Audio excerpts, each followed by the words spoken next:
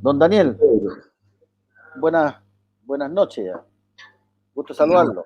¿Cómo estás? Bien. Bien. Bien. ¿Me escucha bien? Una luz, vengo al tiro. Ya.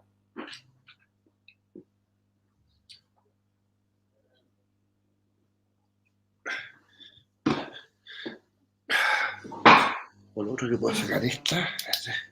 No Oiga, sé si ahí está mejor o no. Sí, ahí está. Oiga, ha pasado una semana y a mí me preocupa el llamado a quemarlo todo, a destruirlo todo de Fabiola Campillay, de esta guatona ordinaria, que el día viernes, creo que fue, viernes, llamaba a quemarlo y destruirlo todo. Entonces, en ese quemar y destruir todo, me imagino que entra la propiedad pública, privada, café, restaurantes, casas, plazas, comercio. Entonces, yo no sé realmente qué cresta pasa por la cabeza de esta gente, es tanto su odio, su rencor, su veneno, son tan retorcidos mentalmente que viven en un submundo. Y no lo digo solamente por la Campillay, sino que en general por toda esta gente, por el tema del, el tema de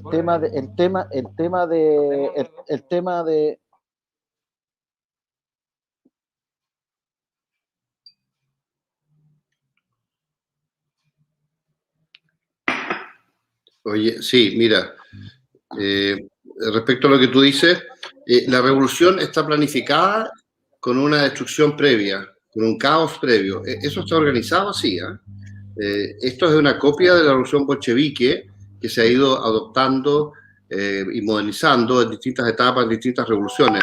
Pero todas pasan por el mismo proceso. El proceso requiere un caos y una destrucción previa y un amedrentamiento de los opositores o quienes les opongan para sembrar temor colectivo y degradar las capacidades del país. Y en lo posible ellos van a tratar de llevar a la gente a la pobreza, porque saben que con la pobreza ellos pueden controlar al pueblo y pueden controlar el poder total. La constituyente es para darle los elementos jurídicos de control tiránico y total. Y el caos es parte de un proceso físico y psicológico para afectar y dañar la economía, en la producción, en fin, la distribución. Incluso van a llegar a afectar con el tiempo la alimentación. Falta mucho para eso. Ahora no estamos como en la UPE que había hambre, todavía no estamos en esa etapa, pero sí en el caos, en el amedrentamiento y en el frenar la economía. Bueno, lo que pasa es que hay una mirada tan distinta de un sector del país que, que brega por el trabajo, por el orden, por la disciplina, por la paz, por el progreso, ¿no es cierto? Exacto. El ahorro, la inversión, el crecimiento, en fin.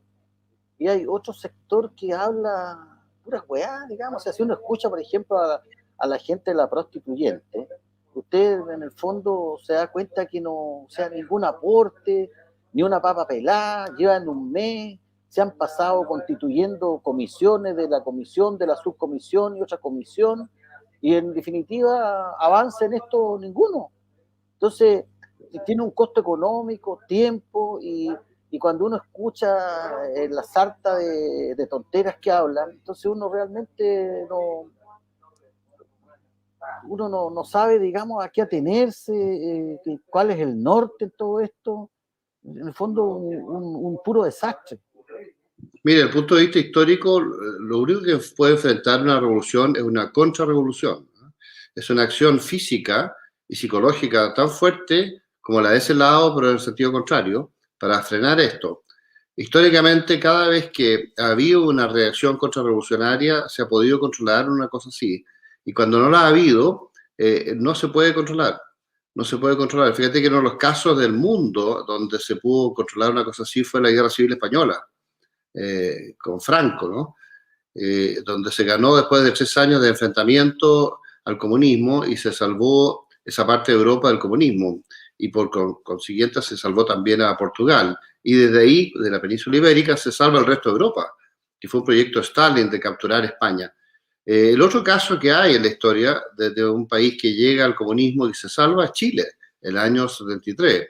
Y se tuvo que hacer con una acción militar para evitar la guerra civil, para evitar, no sé, el comunismo en definitiva, ¿no? Y no hay métodos blandos que se reconozcan en la historia para esto.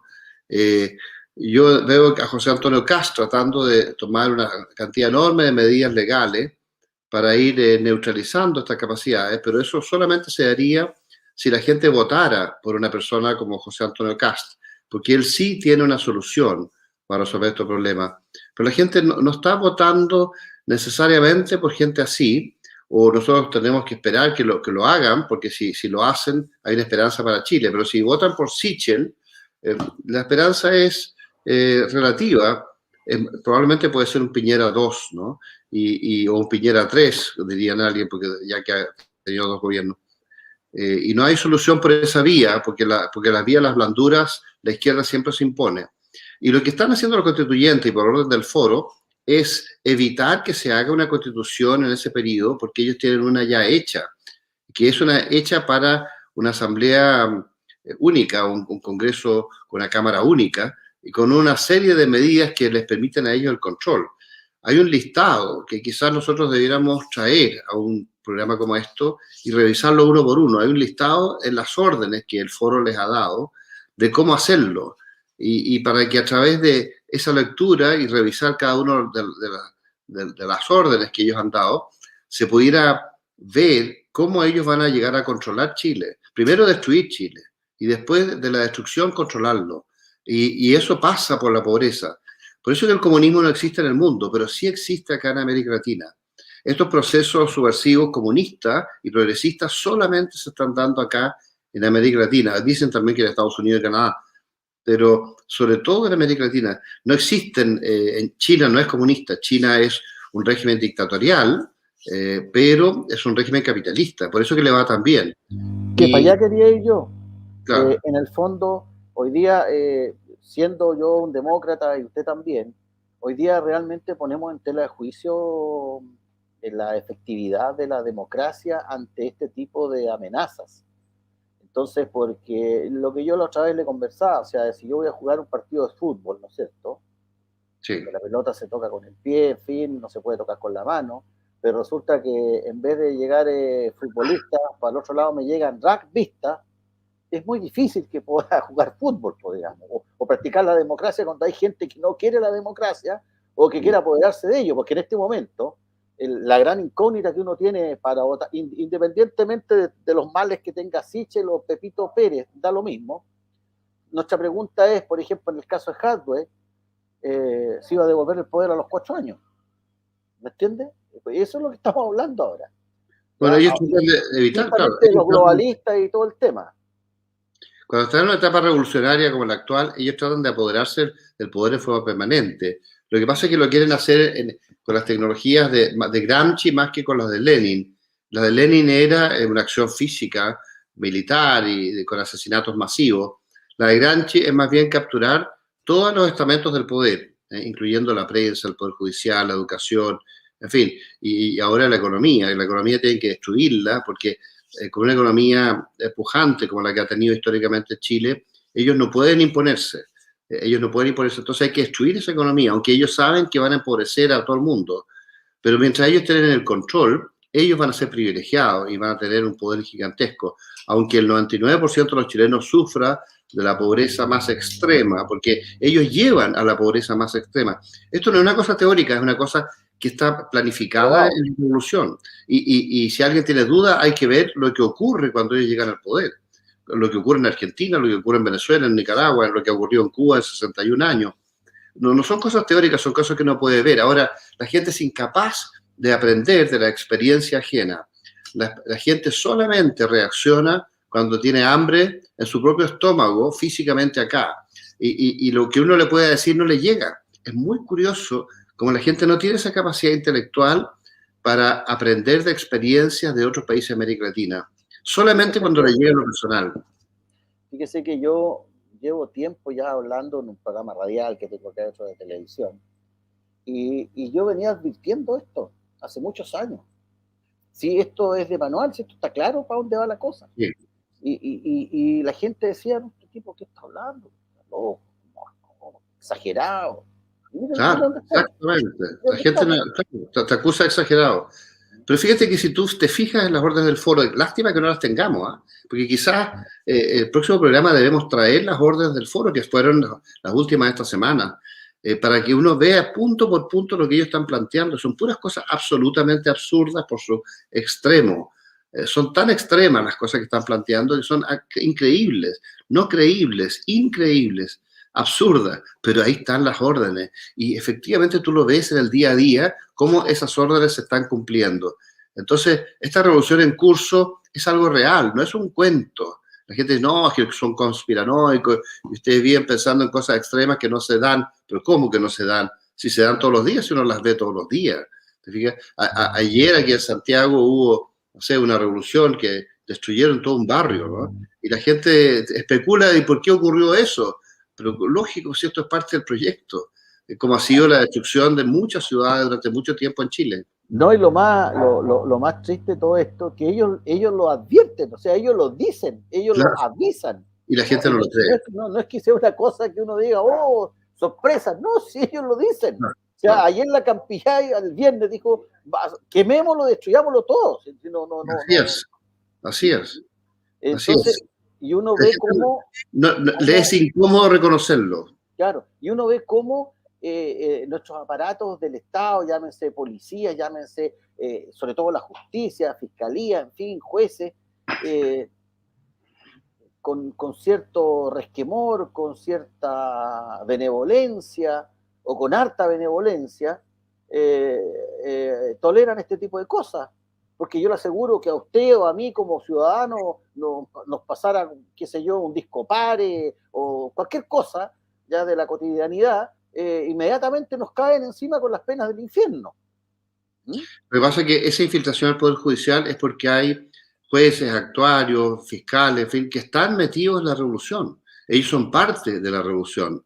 Y ellos han sido designados en esos puestos y tienen estos prejuicios ideológicos tan fuertes que no pueden juzgar en forma objetiva, porque ellos son parte de la máquina. Y eso se ve en todo orden de cosas, para qué decir en la prensa, ¿no? Así que bueno, y las policías, como saben que si ellos hacen algo por tratar de parar esto, los sancionan, les destruyen su vida, les destruyen su carrera y los dejan sin recursos para ellos, para su familia. Entonces ellos tienden a pensar, bueno, ¿cómo voy yo en todo esto? ¿Cómo sobrevivo a todo esto? Porque obviamente que yo no puedo hacer nada y si hago algo los mandos no me apoyan y los mandos no los apoyan porque si los mandos hacen algo más firme también los sancionan a ellos. Así que es todo parte de lo mismo. Por otra parte, Sebastián Piñera ha sido parte de esto, ¿ah? sí, por Al otra parte, permitirlo. por otra parte, uno también denota, no sé si cobardía, pero uno dice, no, que las Fuerzas Armadas que se hacemos acá, Punta Peuco, el Pago de Chile, es que hoy día ya esta es otra historia. Y fíjese que es una historia donde usted o yo, las personas que ya tenemos sobre 60 años, eh, ya tenemos nuestro juego jugado de alguna u otra forma, pero en el fondo lo que nosotros hagamos hoy día es de lo que van a gozar nuestros hijos y nuestros nietos, o de gozar de libertad o el yugo de la dictadura narcocomunista, socialista, ¿ya? Entonces, tampoco veo mucha valentía. Yo estoy realmente estupefacto después resulta que en la novena región lo llamaban para algo y llegaban con dos abogados, ¿ya? En la Plaza Baquedano nuestro ejército capituló sin disparar, no digo que disparar balas, pero sin pegar ni siquiera un palo. Capitularon. Bueno, O sea, la eso primera ocurrió. derrota Sí, del ejército sí. chileno no es en una guerra, digamos, Bueno, sí, le habían dado órdenes incluso de no usar munición y no podían usar sus armas, ¿te fijas? Y las veces que algún militar actuó, le fue muy mal, le fue muy mal. Hubo algún oficial por ahí o algún cabo que disparó, ¿no?, contra un grupo que estaban bloqueando la carretera norte-sur, en fin, y mira cómo le fue de mal, ¿no es cierto? Entonces, no sé, eso está claro que mientras no se autorice desde el poder central, ellos no van a poder actuar. Ahora, tú dices un golpe de Estado, eso sería solamente si hubiera apoyo popular, pero como está tan desinformada la juventud y está tan alienada en otro sentido, no se ve ese apoyo popular, por lo menos en las generaciones jóvenes. Ellos no están conscientes de lo que está pasando.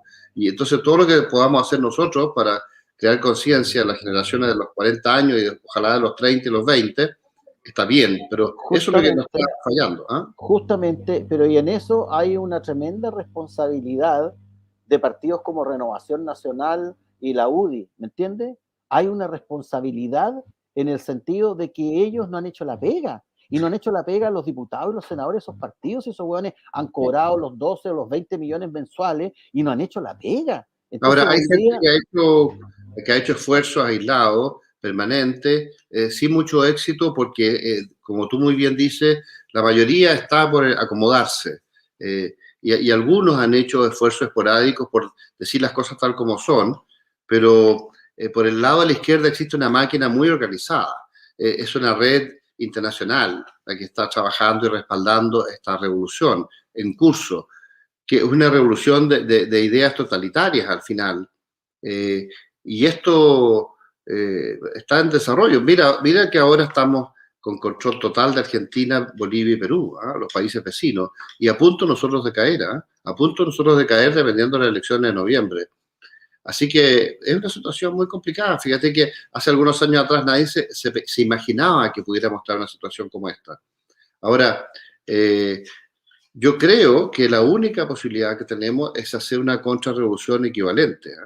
Ojalá por la vía legal, como plantea Kast, pero con mucha mística y mucha fuerza y una máquina. Ahora se creó una canción del Partido Republicano que me parece muy buena para el espíritu, porque ese tipo de místicas son las que hay que ir implementando de a poco para poder enfrentar esta ola destructiva de la democracia y del orden y de la economía de mercado, que es la que estamos enfrentando.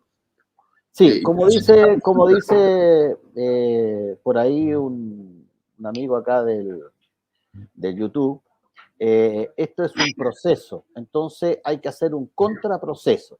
Y ese contraproceso se hace justamente hablando, evangelizando, educando, ya con los hijos de uno en la casa, o con los amigos de uno, o con los colegas del trabajo, en fin, en los centros sociales, en fin. Y en ese aspecto yo creo que se han dado algunos pasos, hemos ido avanzando de a poco, pero hemos ido avanzando, creo yo.